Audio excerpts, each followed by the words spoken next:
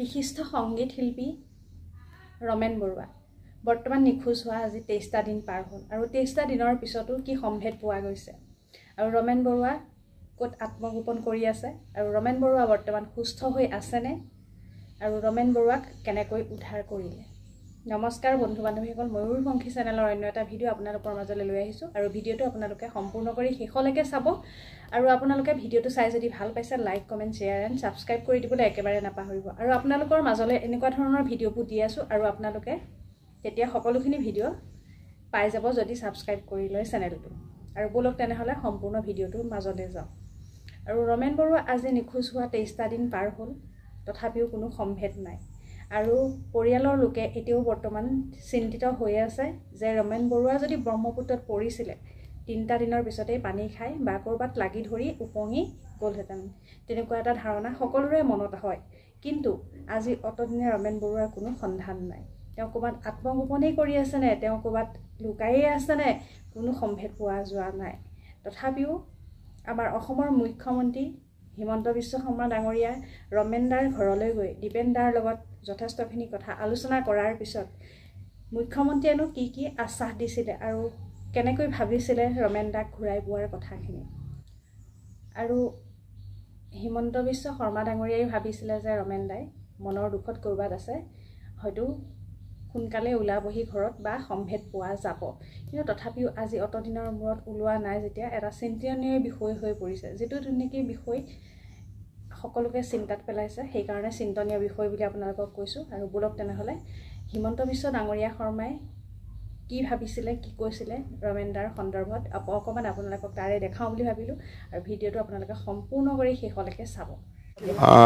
ৰমেন বৰুৱা ডাঙৰীয়া নিৰুদ্দেশ হোৱা আজি 23 দিন হ'ল আৰু পুলিচে অক্লান্ত পৰিশ্ৰম কৰাৰ পিছতো তেখেতৰ সন্ধান উলিয়াব পৰা নাই। ব্ৰহ্মপুত্ৰ নদীত যিটো তেওঁৰ ওচৰত যিটো শেষ খোজ আছিল, সেই খোজটো পৰ্যন্ত পুলিচে পাব পাৰিছে। আমাৰ যিটো ডগ স্কোৱাড থাকে তেওঁলোকেও নদীৰ কাষলৈকে গৈ তাৰ পৰা আৰু আগুৱাব পৰা নাই। তেখেত নদীৰ কাষলৈকে যোৱা দেখা বহুকেইজন সাক্ষীও পোৱা গৈছে, কিন্তু ঘূৰি অহা সাক্ষী আদি কোনেও আজিলৈকে পোৱা নাই। তথাপিতো পুলিচে নিজৰ অনুসন্ধান অব্যাহত ৰাখিছে। মই কিবা এটা খবৰ পাম বুলিয়ে মই অহা নাছিলোঁ, কিন্তু আজি 23 দিন হ'ল দীপেন দা আৰু বৌসকলক আজি এবাৰ লগ কৰিলোঁ। পুলিচে নিজৰ প্ৰচেষ্টা অব্যাহত ৰাখিব আৰু বাকী ভাগ্যত যি আছে সেইখিনি। এই ঘৰখনৰ লগত মোৰ বহুত দিনীয়া পুৰণা সম্পৰ্ক। নিপ বৰুৱা আৰু নীৰেণ বৰুৱা দুইজনৰ লগত মই একেলগে ককা দেউতা নাতি হাতী বোলছবি কৰিছিলোঁ আৰু অনাতাঁৰ কেন্দ্ৰত কাম কৰি থকাৰ পৰাই নীৰেণ বৰুৱাৰ লগত মোৰ বহুত ব্যক্তিগত সম্পৰ্ক। দীপেন বৰুৱাৰ গানৰ মই গানটো গায়ো থাকোঁ, দীপেন দাৰ গান এনি মুহূৰ্ততে, আৰু দীপেন দাৰ গান শুনি অত্যন্ত ভাল পাওঁ। গিৰিন্দাৰ লগতো যথেষ্ট ভাল আছিলে। পৰিয়ালটোৰ লগত সদায় আমাৰ শুভকামনা থাকেই আৰু অসমৰ এটা জাতীয় জীৱনৰ লগত অত্যন্ত নিবিড়ভাৱে জড়িত, অসমক সন্মানিত কৰা এখন ঘৰ। ঘটনাটো শুনি সকলোৰে মন দুখত আছে, সকলোৰে মন শোকত ম্ৰিয়মান হৈ আছে, কিন্তু হাতত কৰিবলগীয়া একো নাই কাৰণে আমিও এক প্ৰকাৰ